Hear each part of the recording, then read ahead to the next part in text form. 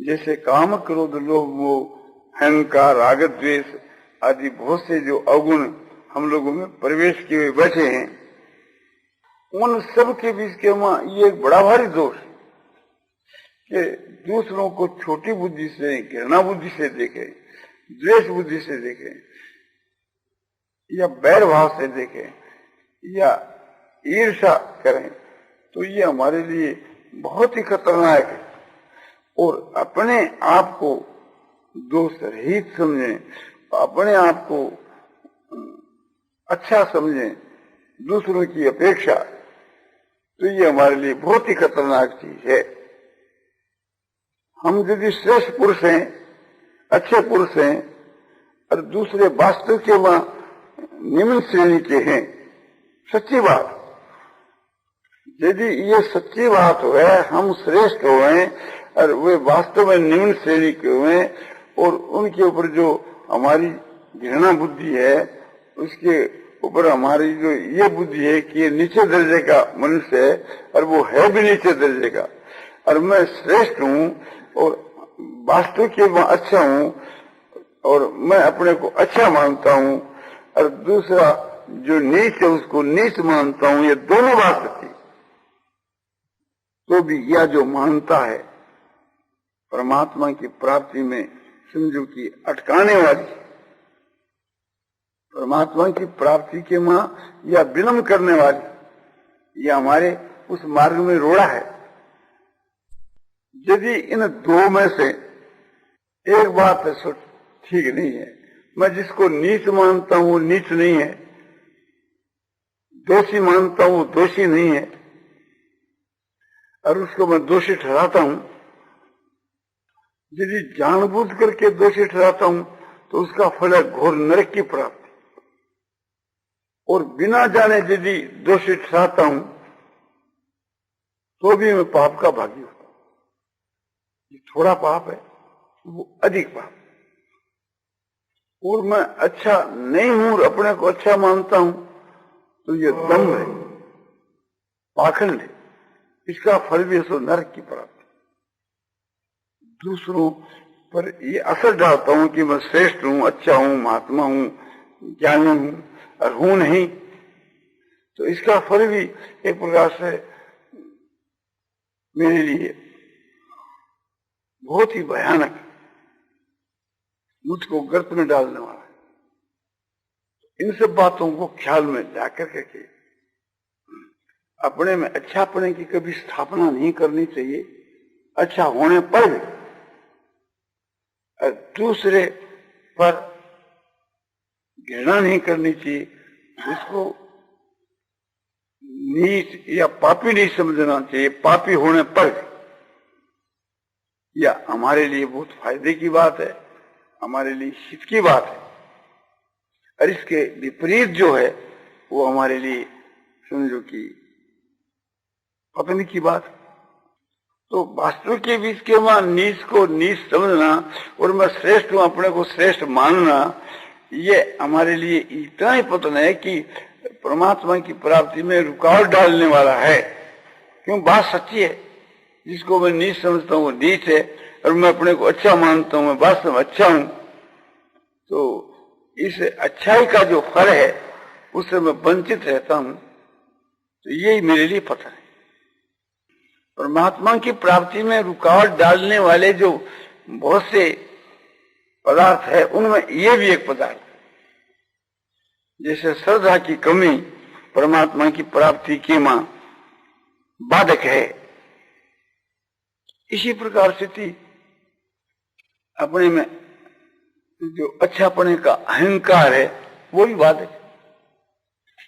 चाहे किसी का भी अपराध क्यों नहीं हो, हर वक्त अपने माथे पर वो अपराध लेने के लिए तैयार रहता है। दूसरा जब हमारा अपराध मानता है तो सफाई देना हमारे लिए लज्जा की बात है। चाहे हमारा अपराध न हो और देवें तो कोई दोष नहीं है, कोई पाप नहीं है, क्योंकि सच्ची बात है। जहाँ सच्ची बात वहां कोई पाप नहीं है, क्योंकि हमारे लिए शर्म की बात है। और ये हमारे लिए बहुत कुछ कोटि की बात है कि यदि कोई आदमी मुझको अपराधी माने और मैं वहां अपराधी नहीं हूं, उसकी दृष्टि से मैं अपने को अपराधी मान लूं, तो इस संसार के में मेरा गौरव है और भगवान के वहां मेरे लिए उच्च स्थान है। ये बात झूठ होने पर मैं अपराधी नहीं हूं, किंतु दूसरा मुझको अपराधी मान रहा है, वो अपनी दृष्टि से थी मुझको अपराधी मान रहा है, तो मैं सफाई दूं तो सफाई दे सकता हूं क्योंकि मैं सच्चा हूं। किंतु अच्छे आदमी के लिए वो सफाई देना उसके लिए किसी शर्म की बात है और कोई पाप नहीं है। और सफाई नहीं दूं तो मेरे लिए गौरव है और परलोक में मेरे लिए बहुत उच्च स्थान तैयार है। तो इन सब बातों को ख्याल में रख करके दूसरे लोग हमारे को अपराधी माने तो वहां एक प्रकार से हम ये कहें कि भाई जी ऐसी बात आपकी दृष्टि में है तो मैं क्षमा प्रार्थना करता हूं, क्षमा प्रार्थना करता हूं।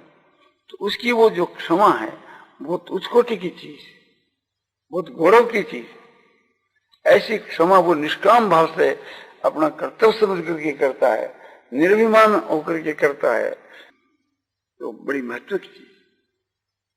अपन यह बात सीखनी चाहिए कि दूसरों के में कभी दोष नहीं देखना। दूसरे पापी हैं, नीच हैं, अपराधी हैं, उनमें बहुत से अवगुण भरे हुए हैं, किंतु अपने तो एक प्रकार से उसकी अपेक्षा कर देनी चाहिए, उसी में हमारे लिए लाभ की बात है। दूसरे का अपराध, दूसरे का पाप, दूसरे की आफत जो मनुष्य अपने ऊपर लेता है, भगवान इसको देख करके खुश होते हैं और अपना अपराध और अपना पाप और अपनी आफत दूसरे पर डालना चाहता है, वो भगवान के द्वारा त्यागा जाता है और उसका पतन हो जाता है। इसलिए अपना जो कसूर है, अपराध है या आफत है या पाप है, ये तो दूसरों के मांगने पर भी असर नहीं देना चाहिए। जबरन उसके माथे मरना तो बहुत भारी पाप। दूसरा कोई मांगे तो भी नहीं देना चाहिए, और दूसरे का कोई पाप है, अपराध है या ऋण है या आफत है, कुछ भी है, वो अपने सिर पर लेना जो है, ये बड़ी उदारता की बात है। और ये भाव समझो कि बहुत उसको टीका है। साथ में निष्काम भाव तो फिर कहना क्या है। ये सब होकर के यदि अहंकार आ जाता है, इस बात का अभिमान आ जाता है कि मैंने बहुत ऊंचे दर्जे का काम किया, वास्तव में ऊंचे दर्जे का काम किया, बड़ी उदारता का व्यवहार किया, उदारता का व्यवहार करके ऊंचे दर्जे का व्यवहार करके के और चित्त में थोड़ा अभिमान आ जावे उस श्रेष्ठ बने का, मैं श्रेष्ठ हूं, तो उस श्रेष्ठता के मां कमी आ जाए, यानी उसको पूरा लाभ नहीं मिले। परमात्मा की प्राप्ति तो मिले ही नहीं, किंतु इस लोक के बीच के मां उसकी जितनी कीर्ति होती उतनी भी नहीं, और मरने के बाद स्वर्ग की प्राप्ति में भी कमी आ जाए, तो इस लोक में भी नुकसान है, परलोक में भी नुकसान है, और परमात्मा की प्राप्ति के मार्ग में तो नुकसान है ही, और शास्त्र संगत है, युक्ति संगत है। इस प्रकार समझ करके समझदार मनुष्य को जो उत्तम से उत्तम पद्धति बतलाई, उसी के अनुसार अपना जीवन बिताना चाहिए।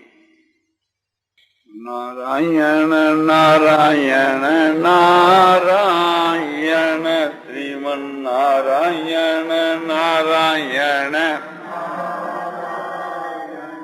श्रीमन्नारायण नारायण श्रीमन्नारायण नारायण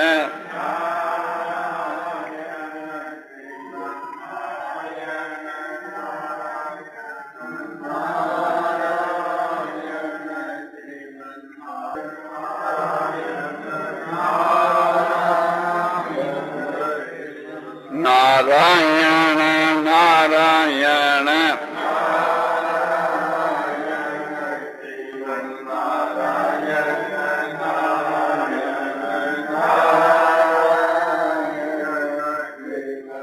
नारायण नारायण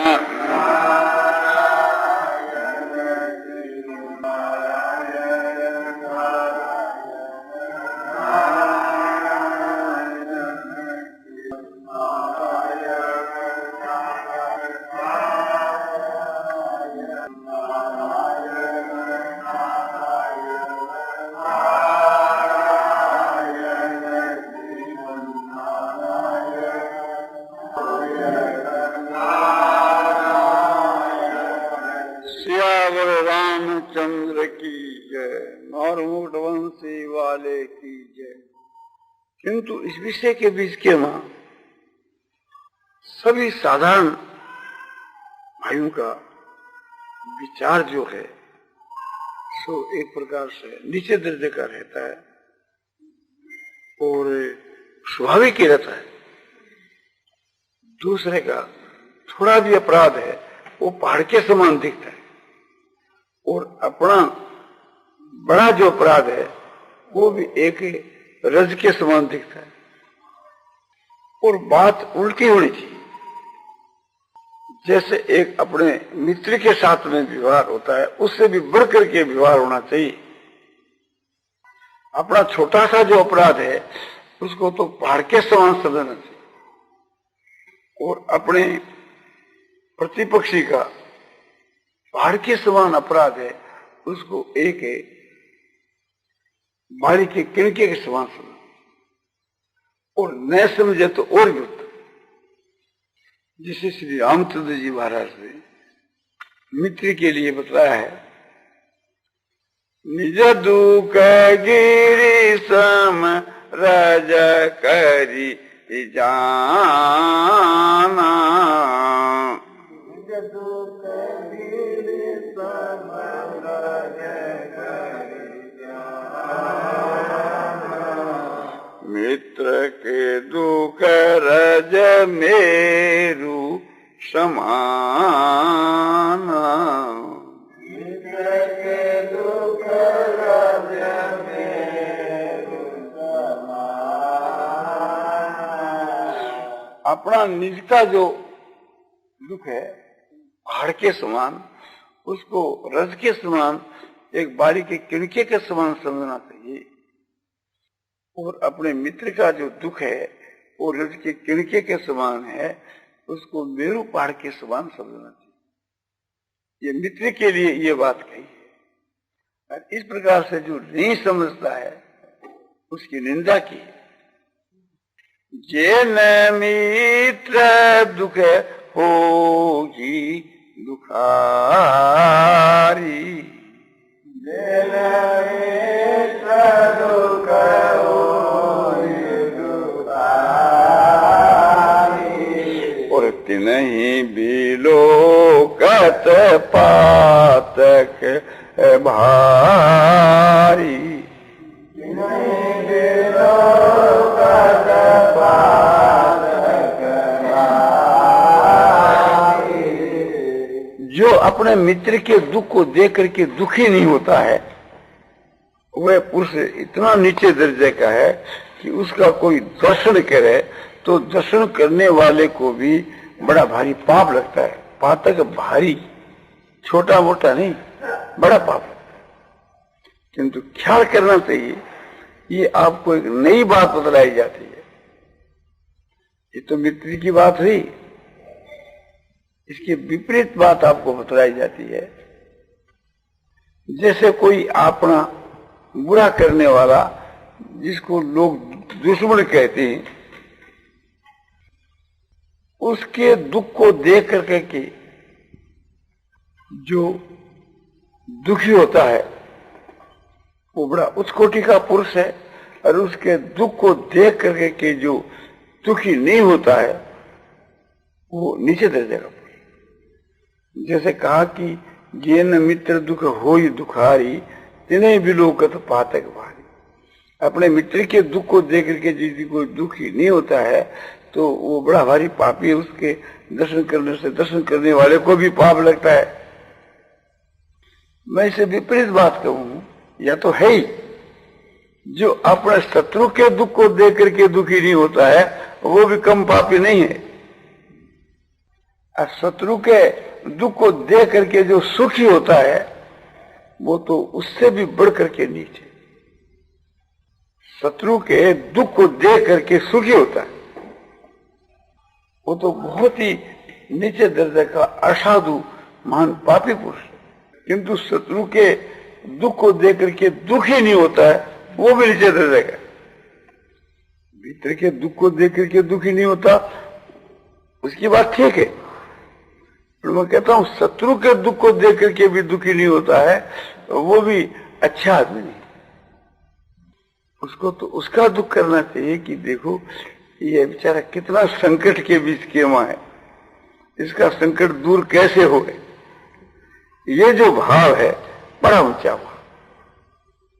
मित्रों के दुख को देखकर तो सभी दुखी होते हैं, पर अपने शत्रु के दुख को देखकर भी दुखी होना चाहिए। शत्रु को सुखी देख करके कि जो प्रसन्न होता है भगवान उस पर खुश होते हैं। और भी एक बात आपको अपने रहस्य की बतलाई जाती है। जैसे एक पार्टी हमारी है, एक पार्टी आपकी, और दोनों पार्टी का मतभेद है। उसमें मेरी पार्टी का यदि कसूर है तो दूसरी पार्टी से मुझको क्षमा प्रार्थना करनी चाहिए। हमारी पार्टी वाली से हमारे ऊपर नाराज हो सकते किंतु उससे हमको कोई पाप नहीं लग सकता, क्यों सच्ची बात कसूर हमारी पार्टी का। सच्ची बात होने के कारण से ईश्वर के घर हमारे को कोई दंड नहीं हो सकता, और हम एक प्रकार से सबसे क्षमा प्रार्थना करें हमारे लिए गौरव की बात है। और समझो कि इस लोक में गौरव की बात है और परलोक में हमारे लिए महान लाभ। इसी प्रकार से दूसरी पार्टी का कसूर है, उनका कसूर होते हुए भी हम उसको दंड भुगताना नहीं चाहते, ये हमारे लिए गौरव।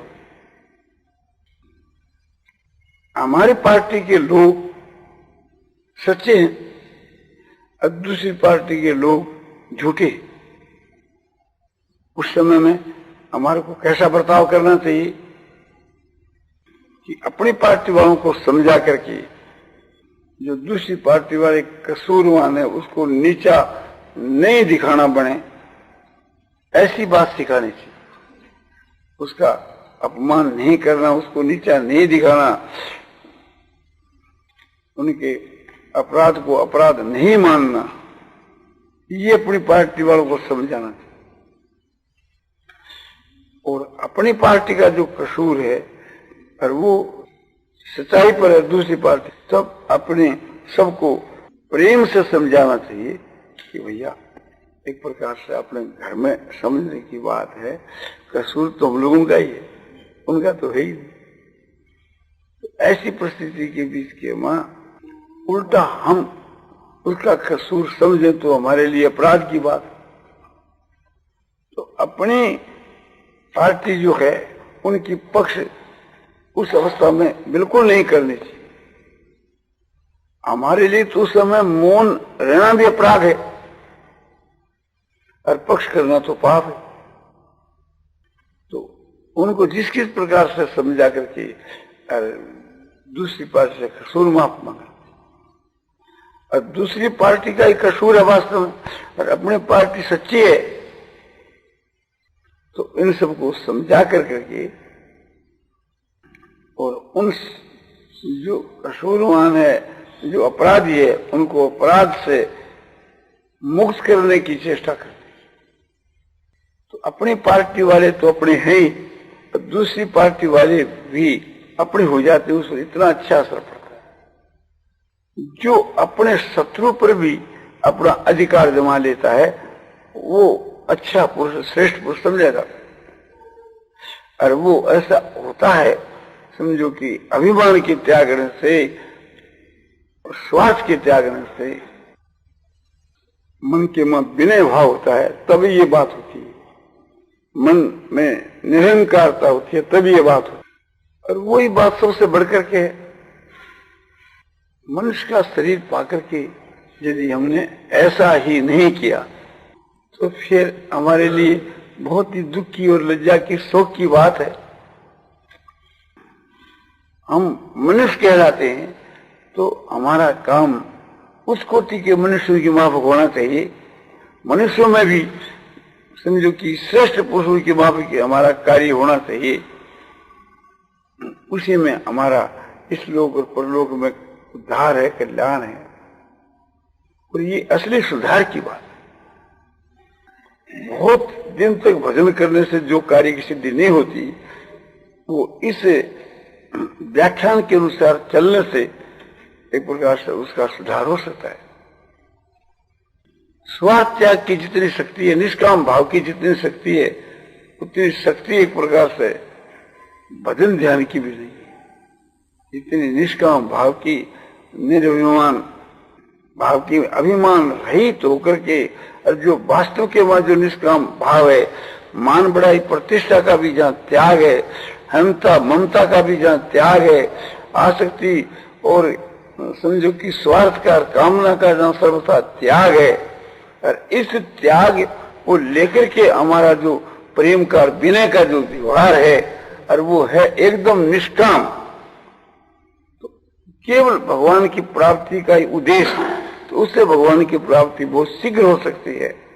जैसे समझो कि भजन ध्यान से हो सकती है, तो भजन ध्यान से भी तभी होती है कि जब वो भजन ध्यान हमारा निष्काम भाव से किया हो।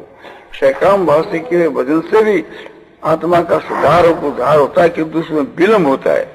एक तरफ में सकाम भजन ध्यान और एक तरफ में निष्काम, माने समझो कि अभिमान रहित सबका उपकार, उच्च कोटि का व्यवहार, तो वो उच्च कोटि का जो त्याग का व्यवहार है उसका दर्जा ऊंचा है सकाम भजन ध्यान। जैसे भगवान ने गीता की 12वें अध्याय के 12 की श्लोक में बतलाया है कि ध्यानात् कर्म फल त्यागात् शांति अनंतरम।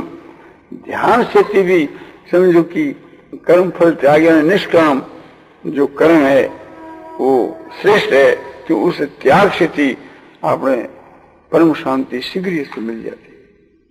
नारायण नारायण नारायण श्रीमन्नारायण नारायण श्रीमन्नारायण नारायण श्रीमन्नारायण नारायण श्रीमन्नारायण नारायण